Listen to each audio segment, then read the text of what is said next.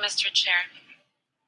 Given that a number of states have spoken about Palestine directly, we have prepared 3 replies, which we will read one after the other, and we kindly ask for your indulgence in that regard. We will first respond to Israel's statement. Mr. Chair, at the outset, let us remind Israel that our name is not the Palestinian Authority, but the State of Palestine. Sure, your finance minister said at an event in Paris earlier this year, there is no such thing as a Palestinian people. And your prime minister on the 24th of September held up a map at the General Assembly entitled The New Middle East, in which Palestine was deleted and replaced entirely with Israel. But if your government is annexationist and racist, this body is not, and we ask you to kindly adhere to UN protocol and nomenclature and to show respect to all stakeholders in this room. Let us also remind the Israeli delegate that the lack of rules of procedure for this meeting does not give carte blanche to lose all sense of decorum when speaking to interlocutors in this room. To the other states and civil society in the room, let me simplify Israel's statement for you. Other than throwing insults around and making grave, baseless accusations, Israel said something that should make all of you shudder. It effectively said, I can kill any and every person in Gaza. The 2.3 million people in Gaza are either terrorists or terrorist sympathizers or human shields, and are therefore legitimate targets. Every person, according to Israel, falls into one of these 3 categories: a child, a journalist, a doctor, a UN staff, a newborn baby in an incubator. And so, according to Israel, it can kill them and then have the audacity to come to this room and tell the world with a straight face, we are acting in accordance with international law. I can't imagine this cheap vacuum cleaner being manufactured to this extent. This is using a brushless motor. High power, strong... For weeks now, the Arab states have been pushing hard for a complete ceasefire, but neither the US nor Israel has committed to ending the conflict. Netanyahu is now advancing through the south of Gaza and resisting the ceasefire calls. America is also trying to broker a temporary halt for hostages, but that isn't a lasting peace deal either. It's just a reprieve to get people out. The Arab world has lost patience and Saudi Arabia is leading the charge for peace. The foreign minister, Prince Faisal, is now leading a delegation to stop the conflict, and he's heading to China. And if I was Joe Biden, I would have fallen off my chair immediately. I would have phoned MBS to really work something out. We are seeing the Saudis go directly to America's biggest economic and geopolitical rival for help. The Arab world no longer sees America as a neutral peace broker or party they can negotiate with.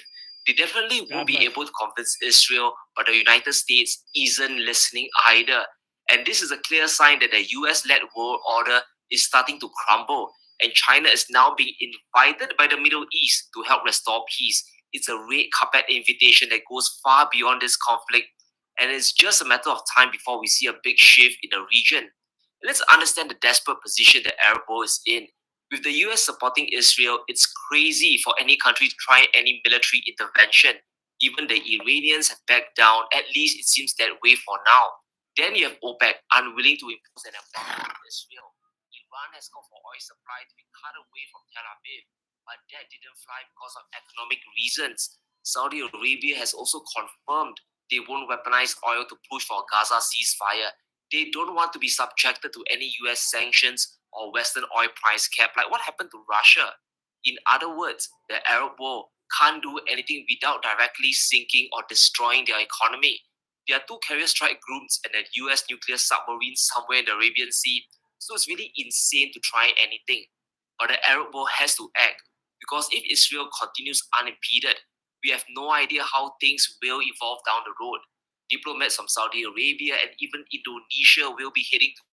So, good morning, good evening, good afternoon, and welcome to Dreamy Dreamland with Sensei El Bob. Here I am. And I've done over 2,000 shows, and I would suggest you go back and look at them because they're very nice. I was looking at them on the weekend. a really nice perspective of what's going on this second. And my whole series of the Big Splat was pretty much about all of this, right? Pretty much touched on all these bases, right? Because nothing is new in this story. This has been going on for, I've been reading the Bible a lot the last 2 years, and pretty much the same thing. And the Bible, see, people use the Bible as a vehicle to litigate, right? I'm right because the Bible says blah, blah, blah, blah, blah. Nobody's right. We're all sinners, right? There is no right or wrong, period. I mean, Giuliani got pretty close to it. There's no right. There's nothing true. So, anyway, and Donald Trump, if the powers that shouldn't be, um, basically want Donald Trump as president, he'll be president. He'll do what they tell him to, like he did the last 4 years. He was totally their chore boy, right? And Brandon, right, or Benny, or used car salesman JoJo. I mean, he's totally wired. He's like a Stepford wife. So this is, and you look at Blinken, Blinken, Jenkin, and Nod. It's like, and if people get upset about, I mean, I was listening to on the AM band last night, the Talking Heads, and everybody wants to be Rush Limbaugh, so they are. At least Rush was, somewhat, literary, and all his, if you ever watched him on the video link, all his, he would read why he sounded so erudite. He had these wires above his table and his microphone, and he had safety pinned about 30 or 40 kind of things. So if someone asked him a question, he could take it down and read from it and sound very erudite. Right? And now these other morons don't do that, and they just go on and on and on. And I heard these people going on about you have to kill every Arab. Really, every Arab? In the United States, they're like, I don't know, 20 million Arabs. It's the thing that makes America great is its diversity. That we are not based on a homogenous monolith of people. That we are always getting new people in, and you see that all through. Every time there's a big influx of population, Irish. There were signs that say no blacks, no dogs, no Irish. Same thing with Italians, same thing with Chinese, Germans. Every group that comes over is that. Then they're, turned into the vat of homogenation, and they become Americans. Now Donald Trump is stating that he wants it. He wants to pass a thing in the Constitution that if you're born in America, you're not an American. Well, that's interesting. Because what happens is, right now, there are more people of color from Mid East, from South and Central America and Mexico than white folk. And they're having babies. Now, those people may be illegal immigrants, but their kids aren't. They're American citizens. So right now, if the birth rate keeps going the way it's going, white people aren't reproducing. They're either dying of OxyContin or. So, Mr. Potato Head, that's us. Human beings are Mr. Potato Head. Remember that toy? You took a potato with 5 eyes, 5 nose, 5 mouths, 5 ears. That was it, right? That's us. When I read your palm, there are 1,800 lines or more in your hand. But I only look at specific things. See the space between here? That's how honest you are. See these 2 fingers? That's how passive aggressive you are, right? And if it's like, and your finger had been cut off by a lawnmower, but it's that bad, then you're a psychopath. This way, you just get ornery. But see this? This is really the hand you should be looking at. See how it's the same but different? Instead of real difference between these two, they kind of run in a line, and it's a straight line across here. And these are your mounts of prosperity, and this is a little more open. So my natal self you know, I'm an Aquarian, right? Aquarians are like a Tootsie Pop wrapped in bacon, deep fried, chocolate, and then s'mores, and then sprinkles on it. That's what it's like. You taste it, you go, wow, what is this, right? And that's me. It's like, wow, what am I? So what's going on right now in Ukraine and Israel? It's been going on at least for the last 100 years. Since the Spanish-American War, we have never not been at the United States, and we are the bully boys of this transnational corporate state. We aren't touch. We are a corporation. Anyway,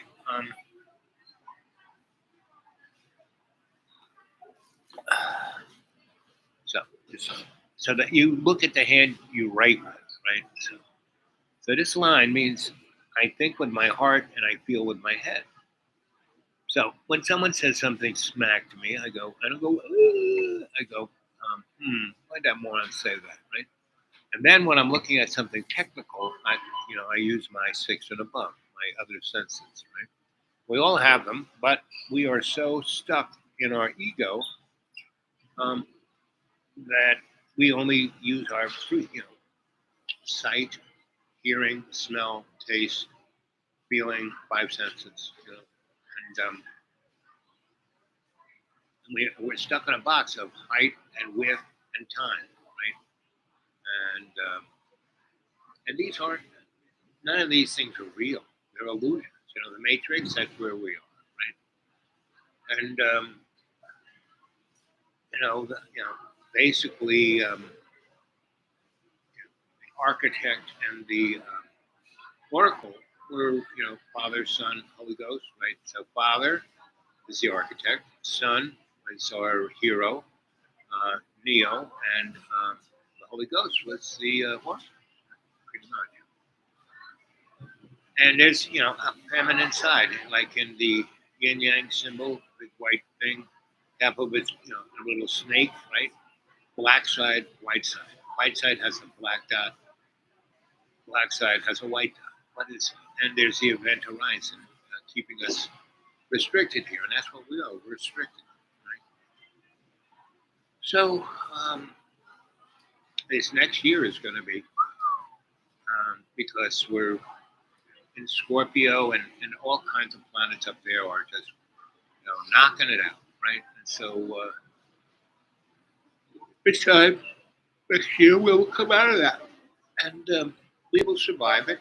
But I would say there will be nuclear exchanges.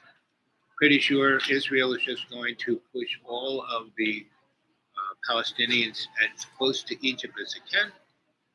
And if it can't push them into Egypt, and Egypt, none of the Mid Eastern countries want, Jordan it did that, and look what now Jordan's population is Palestinian, right? And constantly, going to be hit by Israel, right? Same with Libya. Libya was, not Libya, Beirut, that neck of the woods, the West Bank, the Golan Heights. Well, Donald Trump went over there and said, "I give this to you." Right? Well, it wasn't his power to do that, but he made a speech. He went into Jerusalem, said, "It's now all Jewish." No. And so it's very interesting. I would state that, if you just do a little homework,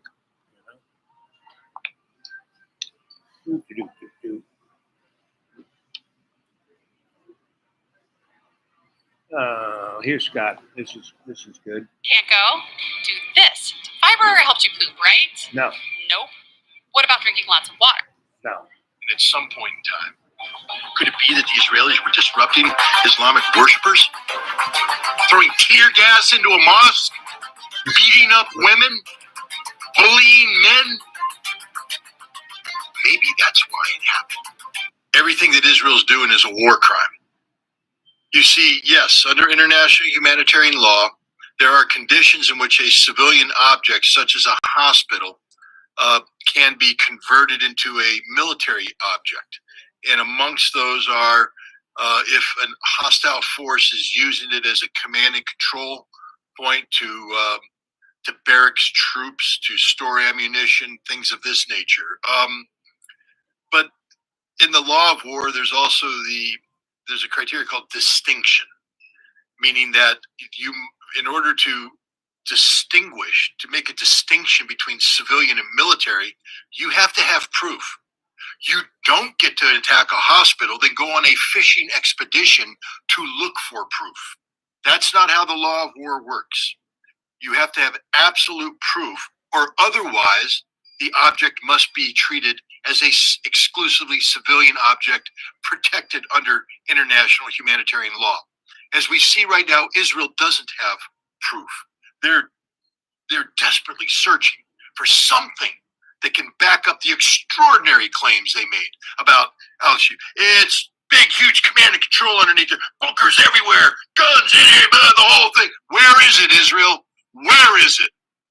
The fact that you're looking for it means you didn't know for certain it was there. You're guessing.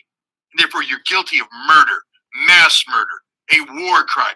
Every Israeli officer, every Israeli civilian authority associated with the attack on this hospital is guilty of a war crime and should be prosecuted as such. This isn't an accident. This isn't a mistake. The law of war is clear, and Israel has violated it 100%. People need to get angry. People need to start getting angry. I'm tired of people going, well, we're just going to have a civil discussion. Imagine your child dead right now in the hospital. Imagine your mother going in for surgery and dying in the recovery room because she can't get the medical care she needs. It's time for everybody to get angry. Israel no longer gets a pass. This isn't about anti-Semitism. I'm not anti-Semitic. This is about calling out a regime, the Netanyahu regime, as a war criminal regime. And they must be recognized as such and treated as such. And I'm telling every Israeli pilot right now, we may not know your names because you're protected by the Israeli defense establishment, but we know the date you dropped your bombs. And one day justice will come to you because the records are clear. You climbed into a cockpit and you received an order and you executed that order, and you are responsible for the due diligence of the target that you're striking. You are responsible. And if you know that you're carrying out an act of violence as part of the indiscriminate bombing, the collective punishment of the Palestinian people, you have committed a war crime by definition, and you will be found out and you will be held guilty, just like every Israeli officer on the ground in Gaza right now. Hey, you battalion commanders, if you have snipers under your command and they're in school shooting children, you're guilty. You're guilty. They're all guilty, and it's time we call them out for what they are. You know, I have been accused of condemning the Germans in World War II for what the Nazis did. And people said, but they were good Germans. They were just German soldiers doing their job. Maybe you can make that case. But you can't collectively say that because the Germans knew what they were getting into. And the soldiers knew what they were fighting for. And at some point in time, it becomes evident that you are participating. Oh, so that's Scott Ritter. He's an interesting young man. He's had a lot to say about the Ukraine war, and he's pretty righteous. His career, he was in the military, and then he was in the international disarmament business, and he was one of the people who came out against going into Iraq. They said there were no weapons of mass destruction. He took a hit on his career, but he was proven right. Let's see. Now, what you see behind me looks like a traditional shingle, but in fact, it's this panel right here. Despite Israeli forces intensifying their assault on Gaza and Turkish President Recep Tayyip Erdogan, increasing his rhetoric against Prime Minister Benjamin Netanyahu's government. Ankara is resisting calls to cut off vital oil deliveries to Israel. Welcome everyone. In today's video, we're going to tell you Turkey sanctioned Israel with no more oil. From the Turkish port of Ceyhan, supertankers continue to carry oil to Israel. Pipelines from Azerbaijan and Iraqi Kurdistan end at the Mediterranean port, making Turkey an important oil supplier to Israel. But before we proceed the further video, if you're new to this channel, remember,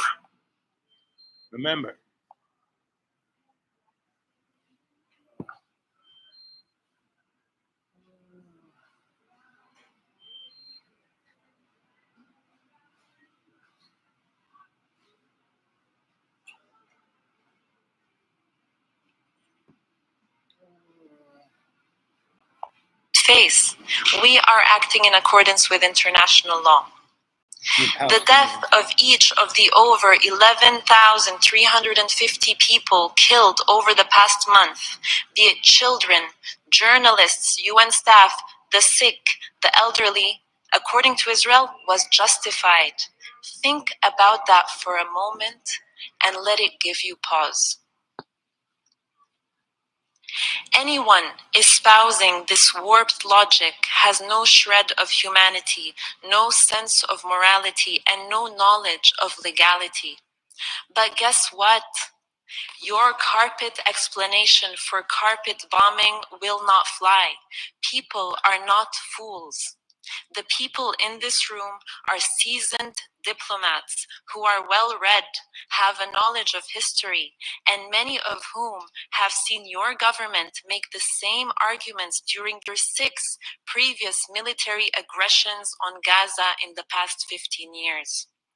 They have seen you resort to collective punishment, targeting of Palestinian children, journalists, medical staff, aid workers before.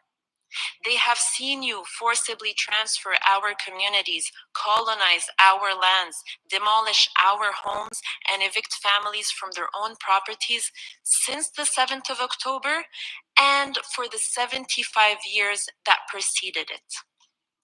They have seen your state-sponsored disinformation campaign before.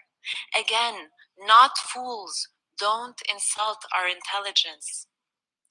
By saying that it is acting in accordance with international law, Israel is effectively saying the UN Secretary General, the UN High Commissioner for Human Rights, the WHO, UNICEF, OCHA, UN Special Rapporteurs, the UN Independent Commission of Inquiry on the Situation, human rights organizations worldwide, disarmament NGOs worldwide, humanitarian NGOs worldwide, countless legal experts are all wrong. Everyone is lying about Israel violating international law, and we are asked instead to believe Israel, the state that is actually doing the indiscriminate killing. It is interesting that by saying even wars have rules, Israel quoted the very same UN Secretary General whose resignation it has called for because he dared to say that Israel has a history of occupying Palestinian land.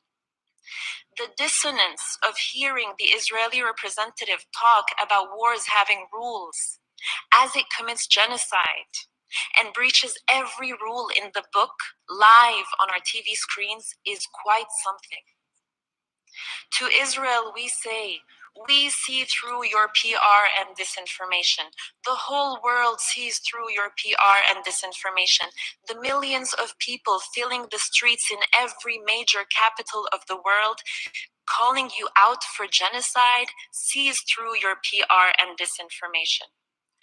Perhaps you think that with your The Iron Swords operation that for Kibbutz Beria told the Israeli press he set up a hotline to coordinate between kibbutz residents and the Israeli army.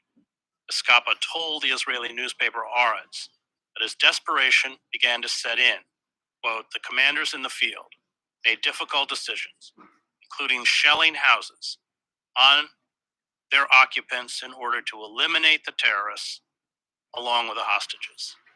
The newspaper reported that Israeli commanders were, quote, compelled to request an aerial strike against its own facility inside the Erez crossing to Gaza in order to repulse the terrorists who had seized control. That base housed Israeli civil administration officers and soldiers. Israel in 1986 instituted a military policy called the Hannibal Directive, apparently named for the Carthaginian general who poisoned himself rather than be captured by the Romans, following the capture of 2 Israeli soldiers by Hezbollah. The directive is designed to prevent Israeli troops from falling into enemy hands through the maximum use of force, even at the cost of killing the captured soldiers and civilians. The directive was executed during the 2014 Israeli assault on Gaza, known as Operation Protective Edge. Hamas fighters on August 1st, 2014 captured an Israeli soldier, Lieutenant Hadar Golden. In response, Israel dropped more than 2,000 bombs, missiles, and shells on the area where he was being held. Golden was killed, along with over 100 Palestinian civilians. The directive was supposedly rescinded in 2016. Joining me to discuss the reports of Israel shelling its own citizens with tanks and missiles is Max Blumenthal, who investigated this for the Gray Zone.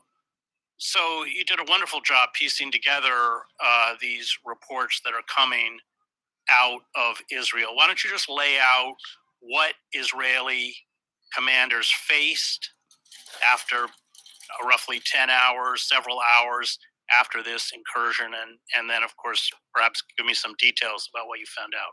Well, thanks, Chris. I'm still trying to piece together what happened on October 7th, and one reason that I'm sort of left investigating even after this report that I thought was comprehensive was that in the face of so much death and destruction caused by Israel's military in Gaza, which is basically tantamount to genocide. I mean, you have systematic killing in Gaza. Everyone I know there has, luckily I don't know anyone who's been killed, but everyone I know there has lost neighbors or relatives. They've all lost their homes. And so the Israeli military and the prime minister's office, Netanyahu's office, are recycling October 7th atrocities, and they're also introducing new deceptions in order to try to keep the media's lens focused on October 7th now that it is starting to home in on the horror of Gaza. And we have all these new stories about babies baked in ovens. We've heard stories about babies cut out of mothers' wombs by so-called Hamas terrorists, rape, gang rape, women after being taken captive, gang raped in the streets in Gaza City. All of these lies were spun out, and of course the 40 beheaded babies repeated by Biden, who claimed he'd seen photographs. All of these lies were repeated and put forward in order to give Israel the latitude to carry out this genocidal assault that we're now witnessing. And we can see Biden was so stunned by the propaganda that was being pushed on him by Netanyahu's office and the pro-Israel media that he immediately caved. And Tony Blinken, in his recent Senate testimony, also repeated some of these lies. So I'm still trying to unpack it because it's these lies that went beyond the actual killings and atrocities that were committed by gunmen from the Gaza Strip on October 7th that have made it possible for Israel to target and exterminate hundreds of entire families in the Gaza Strip, as well as hospitals and medical centers. So I started my investigation when testimony started to filter out in Israeli media, which contravened the official story of October 7th. And the official story, which has been told to Americans and Israelis, is that Hamas quote-unquote terrorists stormed into southern Israel and began just shooting and killing people at random, then burned them alive, tied up entire families in their homes, and then burned them all somehow, melted cars and burned people in their cars as they were trying to flee, and carried out this gigantic mass shooting. And it does appear clear that many non-combatants, Israeli non-combatants, were shot by Hamas gunmen, but that's kind of where the official story stops. And what I was able to determine from these testimonies, as well as just a basic and visual analysis of the photos that the Israeli foreign ministry and prime minister's office were putting forward, was that Israel used disproportionate force on its own citizens in order to dislodge a politically driven military offensive by Hamas and Palestinian Islamic Jihad, which was aimed at extracting political concessions from the state of Israel, which had been besieging the Gaza Strip for 15 years. So you read one of those testimonies, and I guess we can go into some detail about them and how I came to my conclusions. Yeah, let's go in, because you, in your article, which people can read on the Gray Zone, you print pictures, and I mean, I'll let you go from there. And just the photographic evidence seems to contradict the statements that have come out of Jerusalem. So it's important to understand that the main goal in this Hamas and Palestinian Islamic Jihad military offensive was to gather as many captives as possible, particularly Israeli soldiers, in order to trigger the kind of prisoner exchange that was witnessed when Gilad Shalit in 2011 was released. The Israeli soldier who was taken in 2006, who was operating a tank outside Gaza, was taken in exchange for 1,027 Palestinian prisoners, including the current prime minister of Gaza, Yahya Sinwar.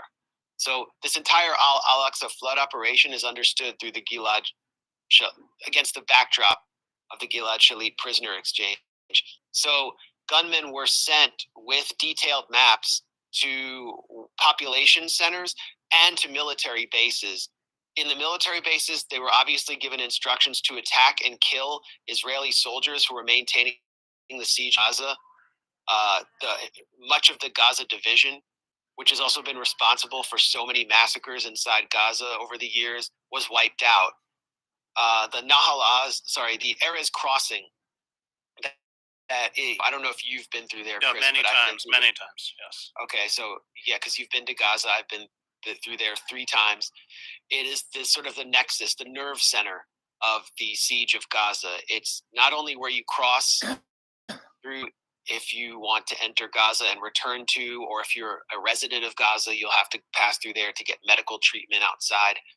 It's the home of the civil administration, the bureaucracy of the panopticon occupation of Gaza. So that was immediately overrun by gunmen as a military target.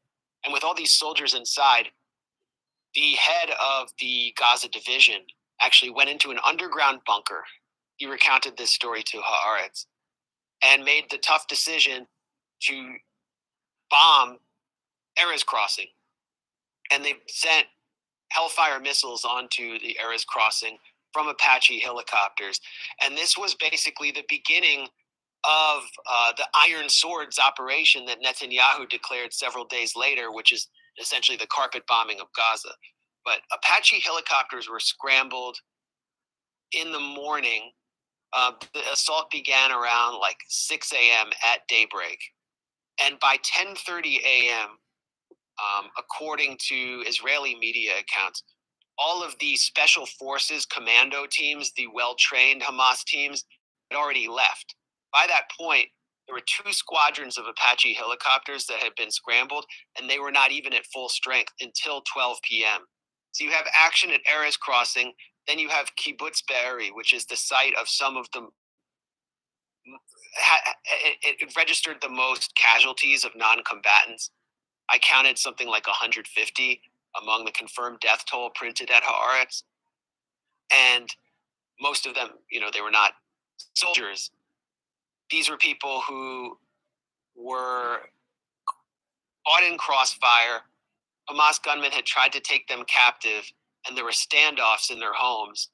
And by the time Israeli special forces arrived, many of those standoffs had been either ended, or they ended them simply by shelling people's homes with tanks. According to Yasmin Porat, who had fled the meaning Israeli tanks. So there is a lot to be sussed. You can't just take one person's point of view, and this ain't my point of view. I don't believe a word I said. Pretty much didn't say anything. It said a few little pointers about reading palms, right? Giving the interlude of the sensibility of Mr. Potato Head. And that's what we have here. And as that diplomat was reading her prepared statement to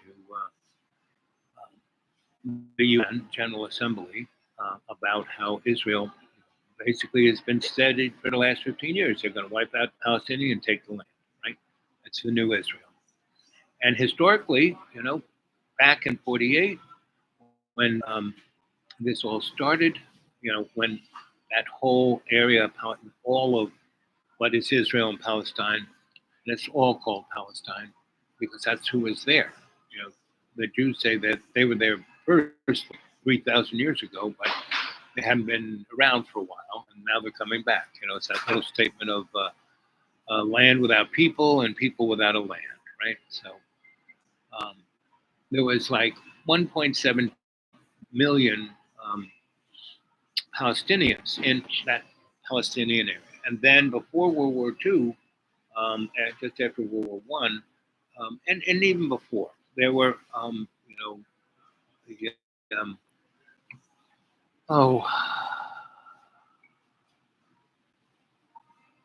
Zionist political movement was started in the 1890s. And these people had some money and they went and bought properties in that land and started filtering in there. So this whole thing started about then. And Zionism is a new thing. It's like 100 and something years old. It's not like thousands of years old. The Hebrew people, the Hebrew tribes, that is the children, the chosen few, right? And when God talks about Israel, Israel is like his girlfriend's name, And when the Balfour Declaration was put forth, it said that, these people are going to, this is a place where Hebrew nation can come and they can live with the people who live there. And everyone should be equal, right? That's what the Balfour Declaration states, right? Then after World War II, there were now a number of, were about 700,000 Jewish folk who had come from Europe and were there. And there was already maybe before World War II, 150, 200,000 Zionists who were well armed and well, because they were fighting the English, right? And the first people that they fought was the English, right? And so in 1947, when the UN stated, okay, this land is going to be Israel, and 68% is going to be for the Israelis, who were only about 700,000, and we're going to give 48% to the Palestinians, and they were like 1.7 million. They said, wait a minute, we've been here first, and there are a lot more of us. We should get a little bit more. And Israel said, sure, and the Palestinians said, let's talk about it. And that's when the friction started, right? And then all the wars were about that. And Israel, like 6-Day War, they took all of everything. They went into Egypt and took Egypt. They went up into, they took the Sinai. They went up and went into Jordan and Lebanon, and and said, we're not giving it back. Right? And so the last few intifadas have been about this. And one of those, Israel killed 24,000 Palestinian people. No one said much about it. Right? But now they are just, as these guys, they've described it better than me. And it's all based on, things that haven't been proven. Like this hospital. Oh, it was amazing. They're looking for stuff. They're going fishing. They shelled that place and killed lots of people in that hospital, and just that's a war. You read all the uh, international agreements about war crimes, and this is it. So Israel, what I see what's going to happen to Israel is at the very point, and already there are people in Israel and all around the world, Jews all around the world, who are calling for a ceasefire and peace, right? Israelites for peace, and in Israel they are being thrown in jail, and you don't hear about it. Where did Yahtzee go? So they're being clamped down on extremely seriously, right? And before this, half of Israel was out in the street wanting to keep their democracy, and they're going to find out that they don't really have one. And so what you're going to see already, Israel, something on the order of about 70,000 young um, entrepreneurial type have left Israel, right? And it started when they were going after the Supreme Court, and just kept going, right?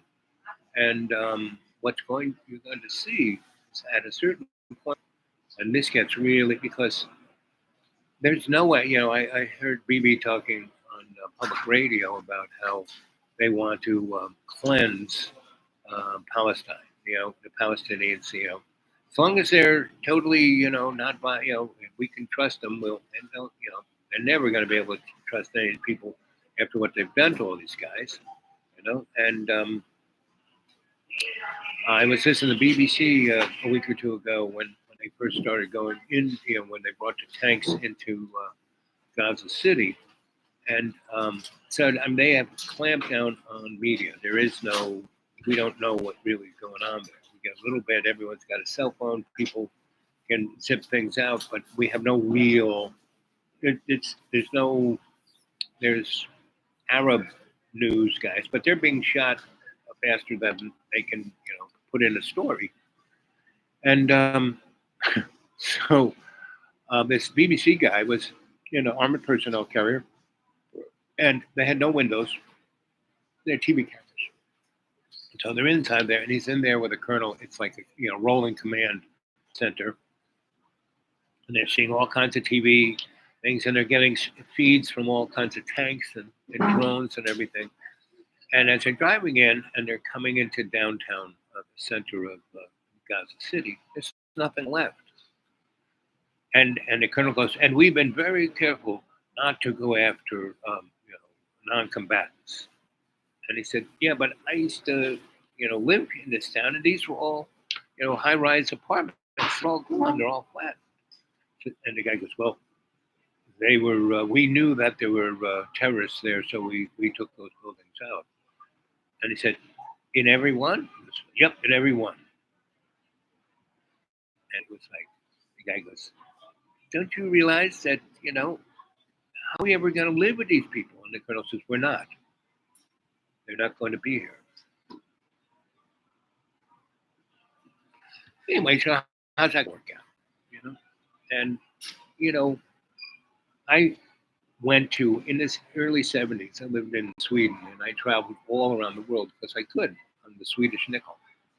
And I went to Israel, I went to Syria, I went to Iran, I went to, and that was before the Shah collapsed, right? So I went to Iraq, Libya, Syria, Egypt, Israel, and all the cities that are gone are fried. I'm glad I did it then because it was beautiful. The people were really nice, and I spent 2 weeks in Israel, and I lived, stayed on a kibbutz. That was right on the border, and I went into Palestine when you could. It was not a big deal, and they had. I went to a West Bank, Jewish place, and I said, "Isn't this someone else's land?" No, all of this is Israel. Well, how come it's not called Israel? It will be. You want to make some of it? I said, no, just asking questions. Right? And that's what I do on this show. I'm just asking questions. Right? I don't point the finger at really anybody. I just show you what other people are saying, let you hear them. And, if you can, dispute what those folks have said, if you can dispute the fact that, Israel has been carpet bombing all Palestine,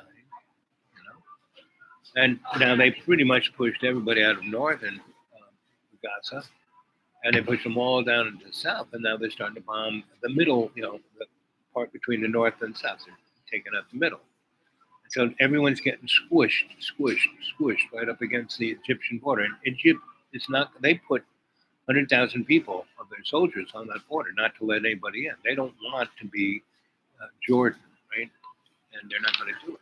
And they're going to force, what they're going to force is all those people to come to Europe and the United States. And how did that go when we took out Syria and all those, 3 million people went to Europe? And maybe 200,000 came to the United States. And the white folk in America, they are not producing babies. And already our population is more than half less white. Right?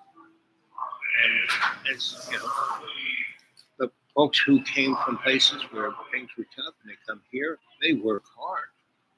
I mean, I don't know if you've ever had a Mexican neighbor, but boy, that guy's the hardest person working you ever seen. He's got like 10 jobs.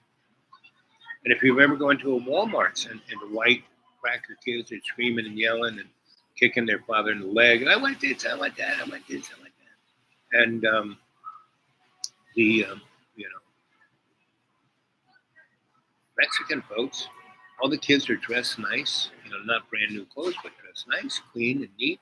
And they're right there with their parents, and they're quiet, and they're, your parents are shopping and getting what they need.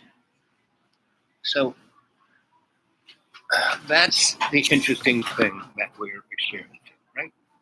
And right now, it's not just here, it's in Yugoslavia, it's in Africa, it's in the United States, how people can't talk with each other. And the greatest thing about the United States, it's its diversity. That's what makes us a great country. It's the diversity. So anyway, I think, how long have we been on here? 47 minutes. How much juice is left in the? I'm gonna call it a day. Let's read. Let's see. Do I have my glasses?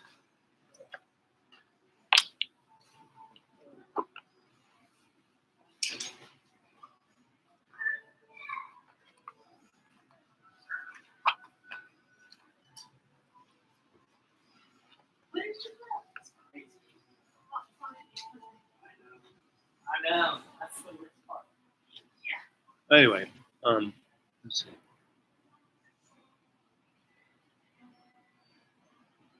So Jay, stop this BS propaganda, right? I'm not saying any propaganda. These are things that are on YouTube, right? And if they, Chris Hedges is, a well known war reporter. He's been doing it for 30 years, right? And the other guy from the Gray Zone, another guy has been doing it for 15 years. These guys are well credentialed, well schooled, well experienced. They really don't have, they're just observing what's going on. That's what reporters do. They observe. They try not to get emotionally involved, but when they're watching all this stuff go down, And so here, let's.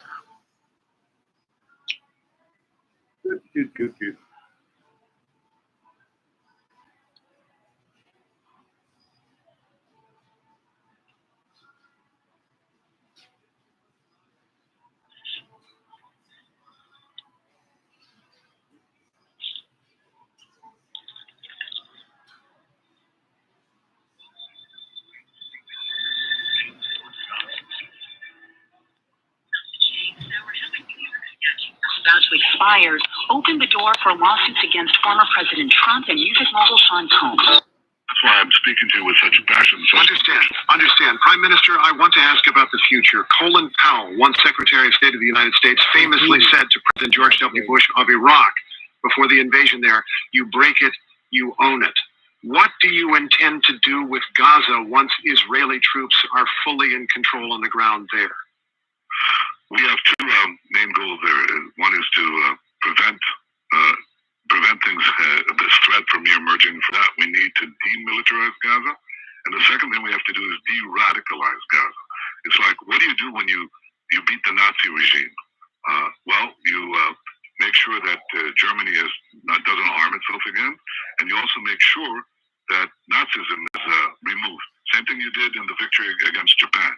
You won the victory, but you then also made sure that there was a cultural change in Japan. We need a cultural change in any civilian administration in Gaza. It can't be committed to funding terrorism. It has to be committed to fighting terrorism. When you say any civilian administration, Prime Minister, that seems to be the question. You said you don't want the Palestinian Authority running Gaza, which would...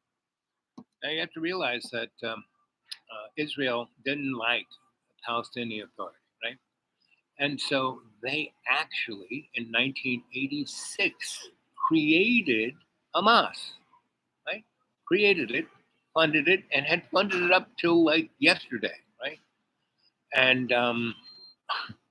because they didn't want the PLO to take over the Palestine, because they had a historical rift with those guys, like all the way back to 47, where they invented Hamas, divide and conquer, right? Well, Hamas is three things. It's a social entity, it's a political entity, and it's a military entity. And the military entity is made of many different military groups, little splinter groups, not just, it's like ISIS and Al-Qaeda. Al-Qaeda was like 20 different groups, the guys who were in charge of Afghanistan now, Taliban. There are 100 different groups. And so Hamas's military was that. But the group who went into Israel did it they were a very disciplined military group, and they wanted to show the Israeli people that they were not safe. The biggest freak out in Israel is not the bodies. It was 1,400, now it's 1,200, now it's how many, we don't really know how many bodies, right? And that's another thing. All of the no one's putting out the forensic information, and and as all these things, because see, that's the interesting thing about history and situations of this matter. There are loads of people who take things apart and look at all the little and see what really happened. It may take a year, it may take 2, it may take 5. Look at JFK. Pretty much 70% of the American population don't believe that Lee Harvey Oswald whacked Jack, right? And they think other things. And in the 1970s, when the technology came around, the Dallas police force had a number of their motorcycle guys who were escorting the president had their mics open on their radios. And so back at the Central, they recorded all of that. And then, you listen to it, you hear bang, bang, and sounds of motors and da-da-da. But as the digital world came around, in the 1970s, they had the technology to take that tape and forensically take it apart and take out all the peripheral noises and just listen to the gunshots. And because there was film of it, they knew where each of those motorcycles were at the time of the gunshots. And so with this new digital technology, from knowing the location of that motorcycle at that specific time, they could tell where the bullets were coming from. And there were a lot more bullets than just the 4 that Lee Harvey unloaded, if he ever did that at all. So that's the element of forensics, and it keeps going. Now, it can be blurred by media into, we don't care anymore. It's like 9/11. Who cares about I mean, that picture of 9/11 of the World Trade Centers coming down in a waterfall of dust. You know, if you ever watched a demolition of a building, explosive demolition of a building, you see bang, bang, bang, bang, bang, bang, bang, bang, bang, bang, bang, bang, bang, bang, and it takes out all these very specific structural points, and the building kind of crumples down in big chunks, right? Now, I was an apprentice electrician on the World Trade Center. I knew that building was built. The structural load of that building was carried from the outside of the building. Not it didn't. You know, most concrete steel buildings have columns. Each floor had no columns. They were an acre big, no columns. All of the load was carried on the outside of the building, and the more weight that was put on the floor, the stronger that wall got, because that's how it was designed. It was designed to be able to be hit by two 707s at the same time. And, you know, a 767 and 757 that allegedly hit those buildings were basically, aluminum thermos bottles with wings and engines on it. And where 707 was like a tractor, you know, it was like big, clunky, heavy thing. Whereas those, because of the cost of fuel and everything, you know, in the 70s, 80s, 90s, aircraft were designed to be lighter and lighter and lighter and bigger, carry more people and be light. And so there's so much evidence that's right in front of our eyes is that what we don't want to see, because we want to believe in a trope. We want to believe in a story. You know, once upon a time, right? And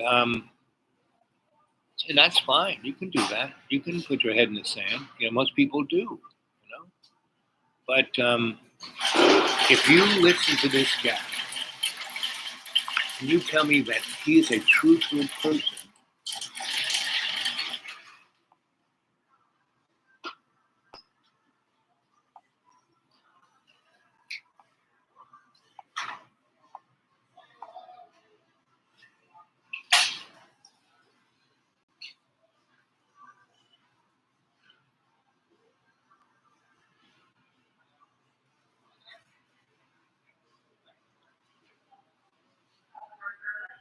thank you very much. The other major Palestinian organization other than Hamas. You don't want them running Gaza. Who else is there? Well, first of all, anyone who doesn't share Hamas's goals and who doesn't share Hamas's inculcation of teaching children, Palestinian children, that Israel has to be destroyed, and that's their goal. It wasn't Hamas having to teach those children. Those children get shot out and arrested and beat up by Israeli military and police. You know, and that's the inculcation they have to stop. Stop beating up on the Palestinian. You know, I forgot who said it.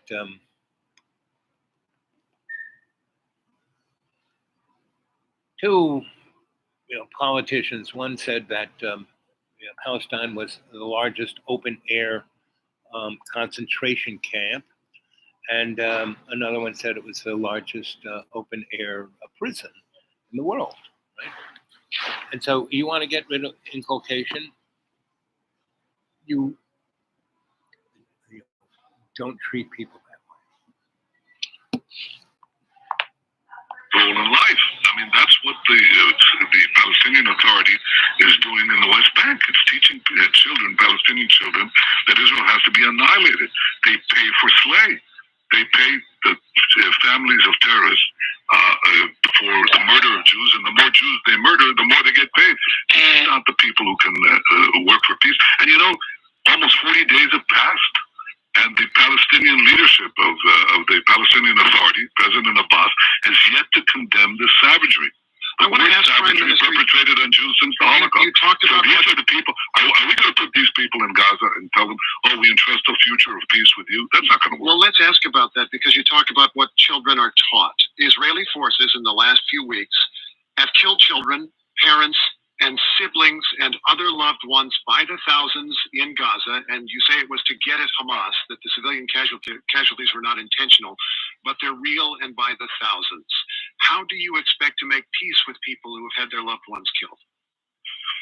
I think that any civilian death and the death of any child is a tragedy. And we're doing everything we can to minimize that. But Hamas is committing a double war crime. You know, it's both targeting our civilians, murdering them, mutilating them, but also hiding behind civilians as human shields. And what would you do? Well, in fact, you can ask what you did. But what do you do now is my question. How do you make peace with them now?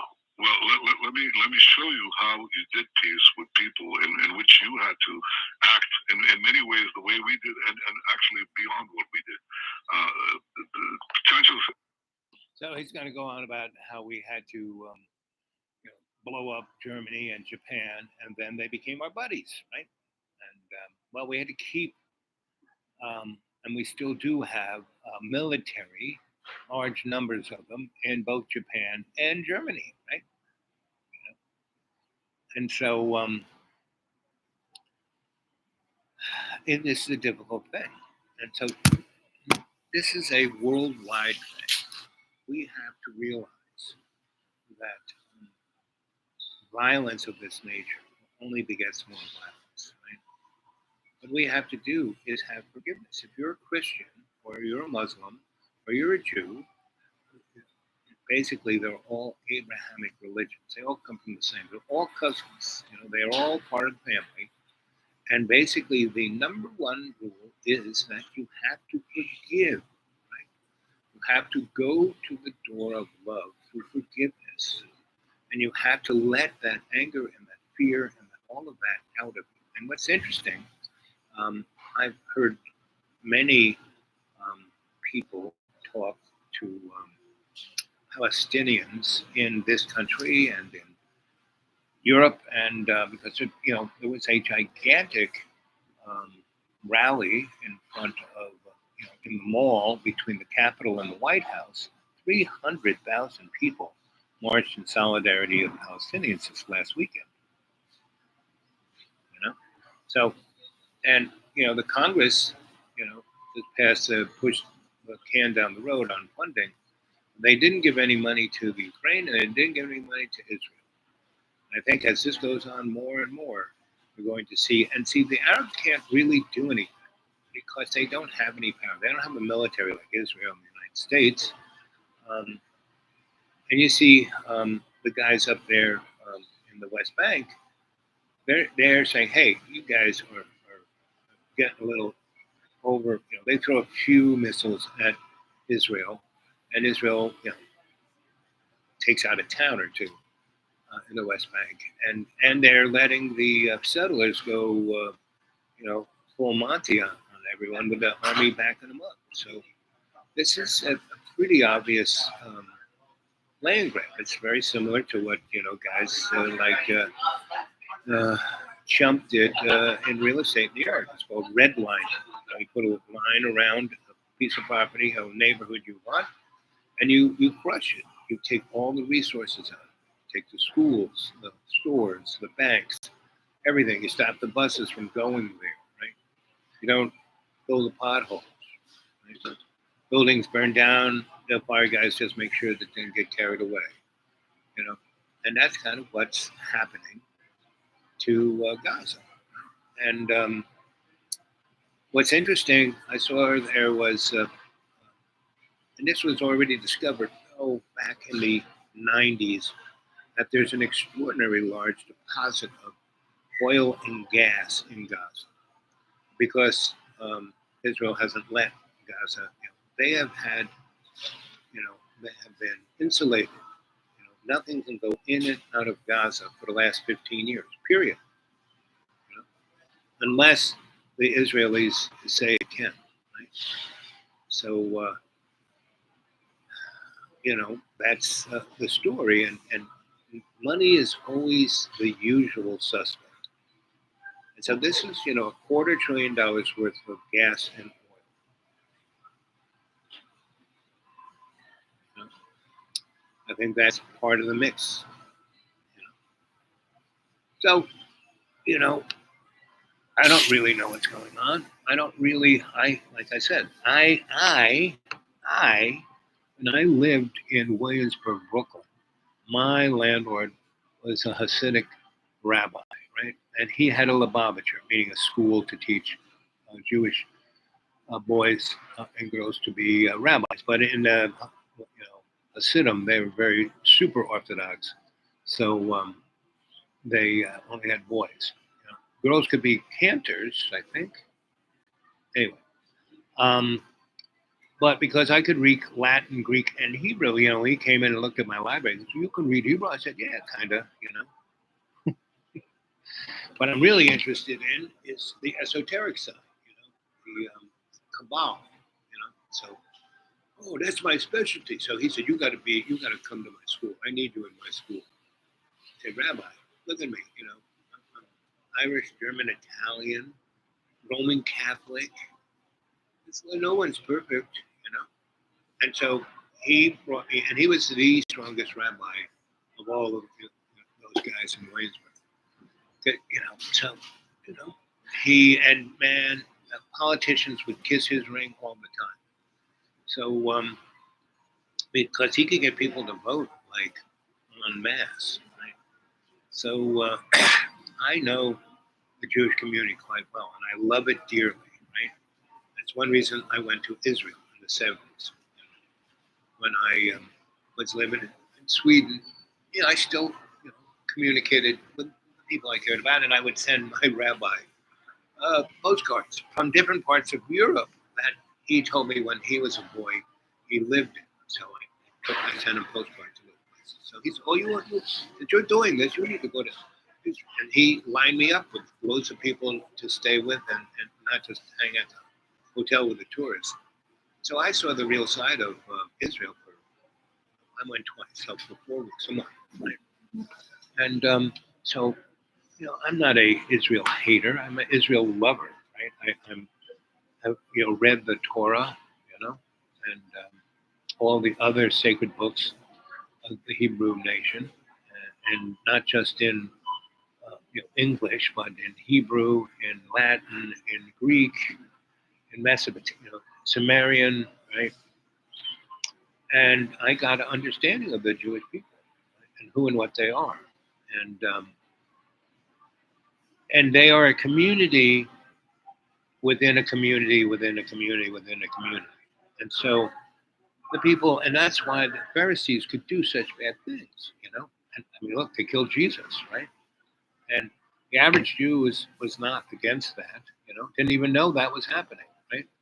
And the Jews who got to meet Christ for real were like, oh my God. And so for 100 years, there were a bunch of Christians that were Jews. And Paul, because Paul didn't know Jesus, he met him on the road to Damascus, meaning he was a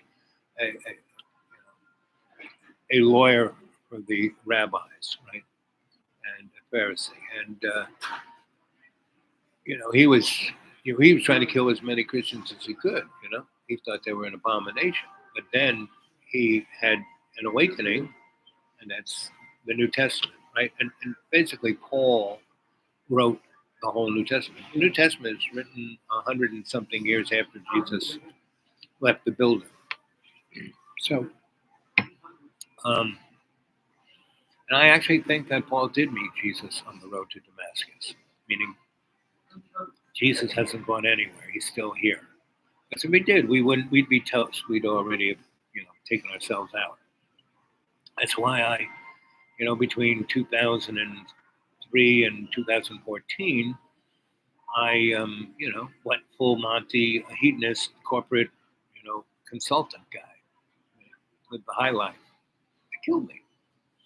Then I didn't die. I came back. I rejuvenated myself, and I scraped away everything of that materialism. Not everything, but 98%.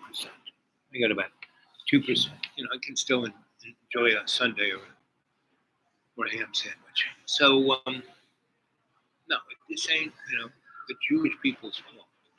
What this is a fault of a small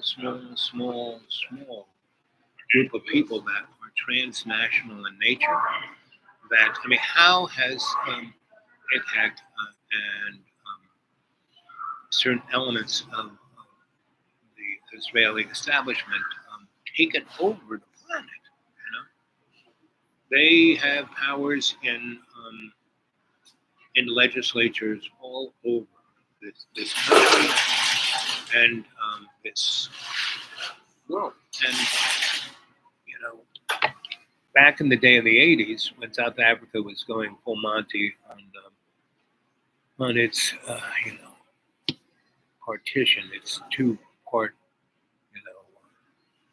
white people, black people bad, white people good.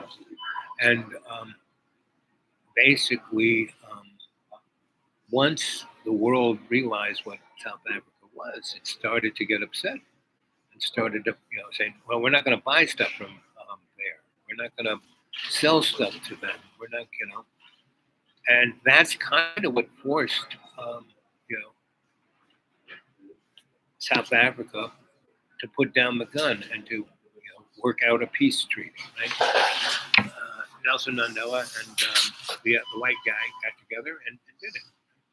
And that shows me, you would think those two guys could never, ever, ever, ever. They did. Right? So,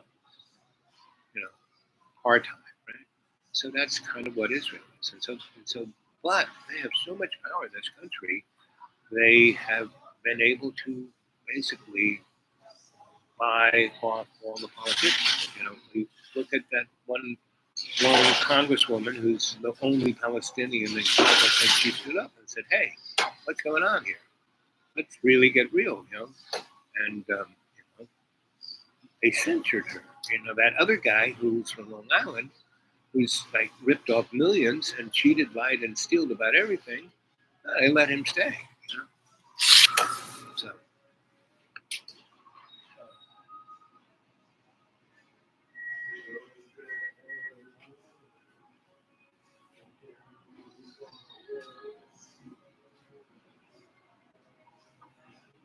Keep our mouth shut. Okay. So I did, in the first half of the show, I didn't say anything. Right? And what I'm saying, I'm not saying anything that those guys are saying. I just gave gave the audience an opportunity to see an alternative point and to go check it out for themselves. Jane, I would suggest you go do that. Go look at the Gray Zone. Go look at Hazar, the Jewish paper that basically has been putting out all the information about how the IDF killed most of the people, right? Because see, the Hamas who came there, they wanted to do two things. They wanted to show to the Jewish people that they weren't safe, and that they also wanted to take captives, right? Because they knew, because they got almost 2,000 people that Israel had taken out of the occupied lands, and they gave back for one soldier, right? So for 240, they were going to get all the people. Israel has about 15,000, and so they wanted those people back, right? And they were going to trade, and they still are. And but as the guy was talking about, the iron, the thing where Israel's ready to kill their own, so they don't have to do that again, right? And so there's a lot of information, very accessible. And Jane, you're an honest person, and you like listening. You tell me that just by the sound of this guy. The Chancellor of Germany visited Israel. He called Hamas after he saw the atrocities, the neo-Nazis. What did you do with the Nazis? Hitler invaded Europe, committed the horrible crimes, the worst crimes in history. The Allies invaded Normandy, went through the cities of France and Germany. The German army implanted itself like Hamas in the cities, in civilian neighborhoods, in hospitals, you name it. It didn't stop you from acting. You had to act. You tried to minimize civilian casualties, but unfortunately, many civilians were killed. Now, I think history would have taken a different course, a totally different course, if at the time public opinion was geared against the Allies instead of being geared against the Nazis. But the question, of course, is the United States ended up keeping troops in Germany for generations. That's where you're heading here with Gaza? Well, I'm not sure of keeping troops inside. And in fact, it's not particularly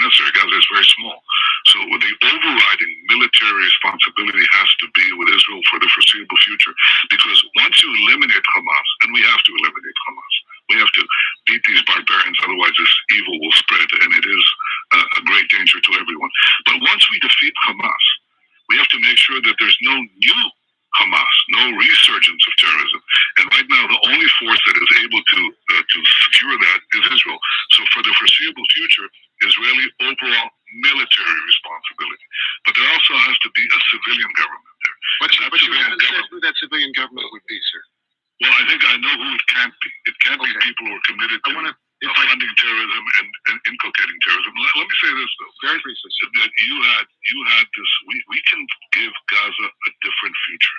You say, how will this generation have a different future? Just the way the German people had a different future, the Japanese people had a different future, because you eliminated these toxic regimes, these tyrannies, these heartless monstrosities, and you replace them with something good. And what we need is something that is we replace that with something. In actuality, we didn't do that. You know, we went into Germany and Japan right from the get-go and said to the people who facilitated the militarism of Germany and Japan, and we said, listen, why don't you come into our military-industrial complex, right? And that's and like he said, we kept 50,000 people in Germany and 50,000 people in Japan and 50,000 people in South Korea, and we still have that there. And we set the conflicts up to maximize our economic prosperity and power, right? So we have to work out a different motif. We can't just say, oh, Israel can kill everybody it wants, can take the land, blah, blah, blah. No.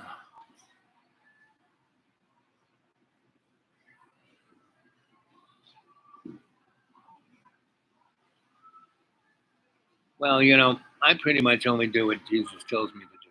And Jesus, I haven't really been doing a lot of YouTubes, right? And I've been doing more and more about how to breathe and meditate and stuff like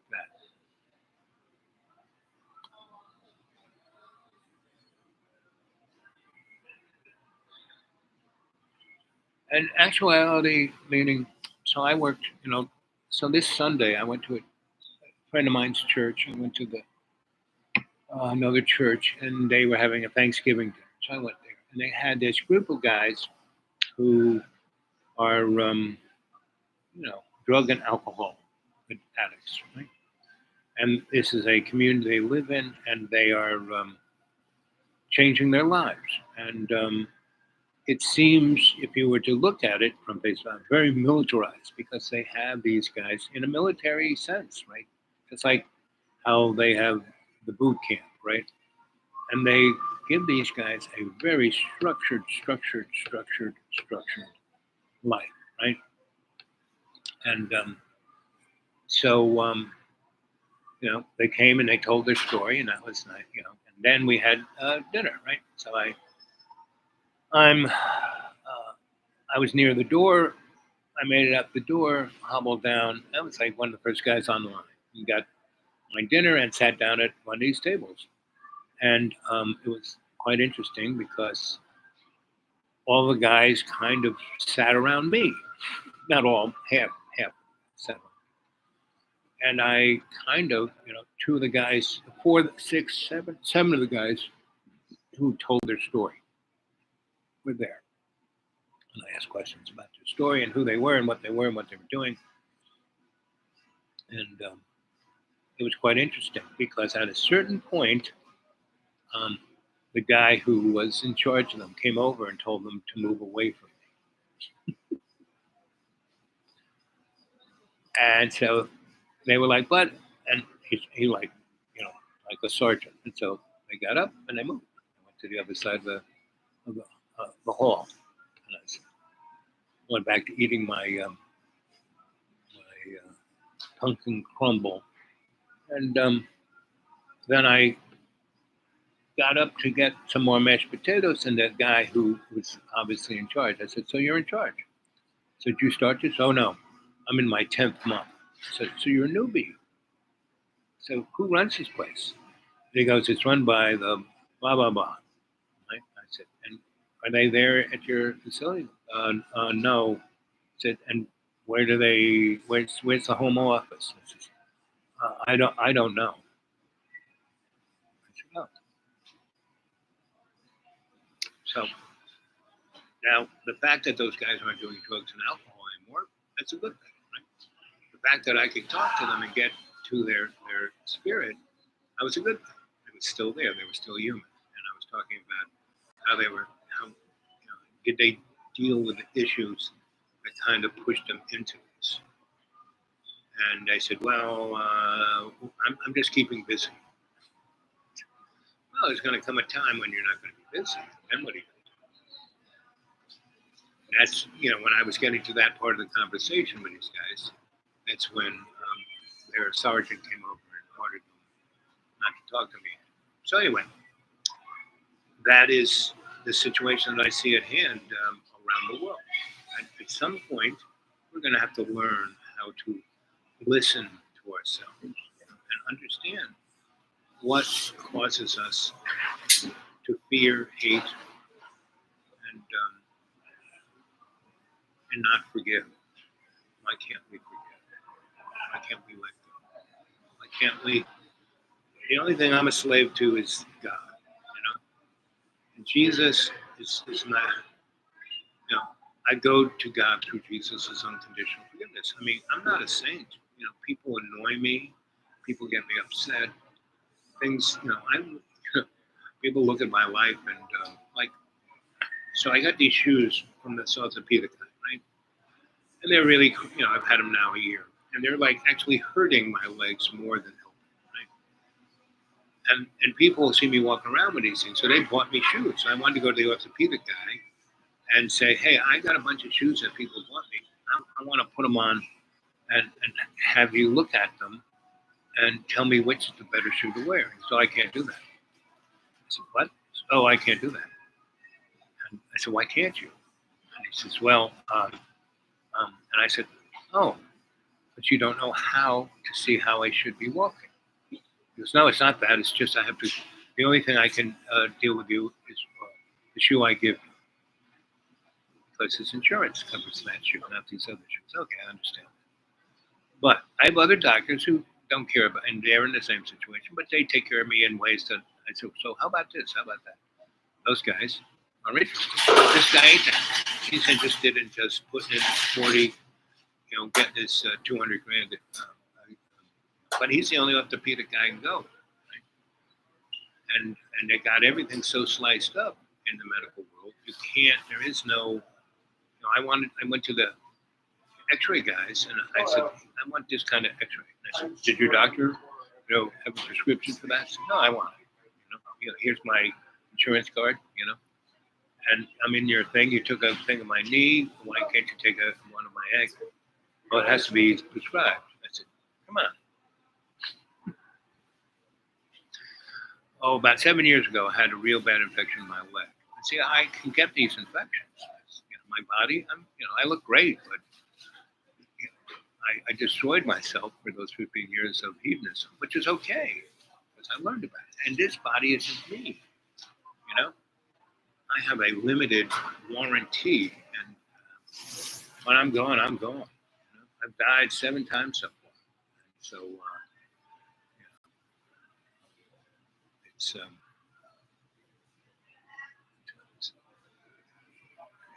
so anyway.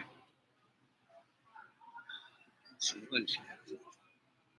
And I love you too, and I always do, always will. This is what your emotion makes.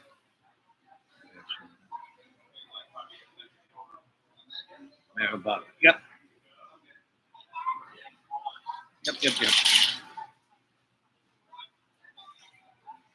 What else is let me say? Hi. Okay. Fish. Hoping is stay well out of the clouds and stuff. This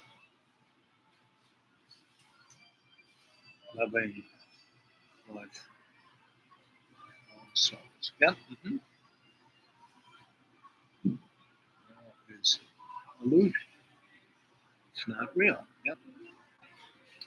But all those 2-point-something million people in Palestine, they're suffering. And even though their suffering is an illusion of materialist ego is still suffering. And they don't know. Those little kids don't know about illusion. It's real, real, real. I showed a video of this kid who he had dust all over him, right? He'd been in a building that collapsed on top of him. It was his school, and he was just happened to be right at the place where the explosion pushed him down the hallway, and he was like right by the door, and a chunk of concrete didn't. And so he got out. He was like cut white with concrete dust, and there were a couple of big guys next to him who were like shaking, and this guy, the little kid, says, and I turned and saw my friend, and I grabbed his hand, and his arm came up, and his head was over there. It was gone. And he's describing it. And the guys, as the little kid describes it, who's in shock, the old guy, guys who are in their 30s who pulled them out of the dust and went digging for kids, were like, there were guys over there throwing up, and this kid was like just describing it better than, more descriptive than any news guy ever did. And I put that up. So it's in there somewhere, probably a week or two ago. And so, yes, Jamie, you and I theologically, spiritually, energetically understand all this, but not too many people do. Right? And I've been, from early on, why I've been here for all these years and died so many times and keep coming back, because I'm constantly told to tell the story. I said, so I keep telling the story, nobody believes it, nobody wants to hear it, and I'm told it's not your place to make them believe, it's your place to tell the story. So that's why I started Dreamy Dreamland, right? To tell the story, right? And put it in perspective and use the limited resources I have. I can use my phone and play things. And I have no way of editing or doing any of that stuff. So this is very freeform. And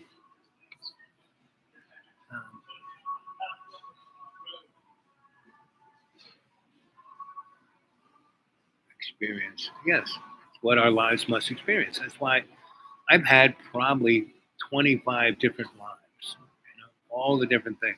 And I was thinking about it. I was telling a friend of mine about it. He goes, well, all of these things were real. Why didn't you have them as a career? And I said, well, I get to a place of being able to do that, and then I see the hypocrisy of it all, and then I want to do the purest form of this, like when I was a shrink, when I was a healer, medical healer, and I wasn't a doctor. I was a psychosocial cultural forensic anthropologist, and that allowed me to heal people a lot stronger. And I studied with so many great other teachers and healers that I would find people, do what I could, and then take them to these other people who would really do the healing, right? And so that was my shtick. So, and all the other things I've done, social, political, all the above, I get to a certain point, and it's not what I'm supposed to be doing. So I start over again,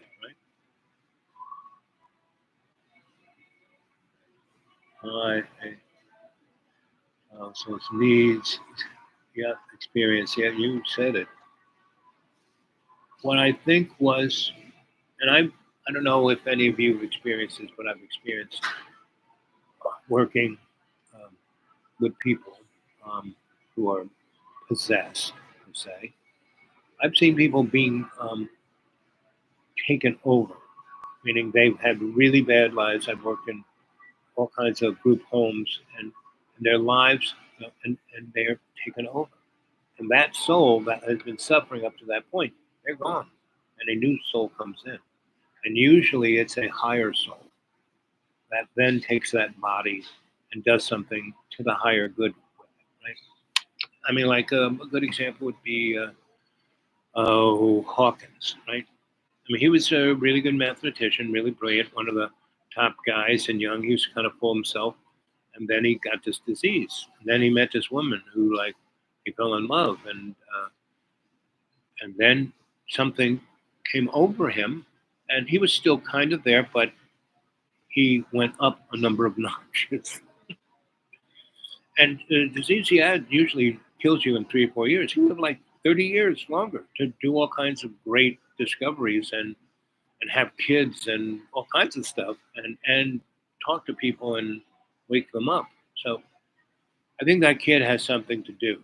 And if not, the kid who suffered that trauma is not there. That kid who was describing that horror so vividly, I would say was probably another spirit. That was okay. The camera's here, the world is watching. I'm going to if people, and that's why I put it on my show because it was so just like I put BB on the show. Because you listen to him, you can tell he's lying through his teeth that he's not what he's saying he is. Right? He has an agenda and doesn't care about killing. He kills 2 million, 3 million, 4 million, 6 million. He don't care.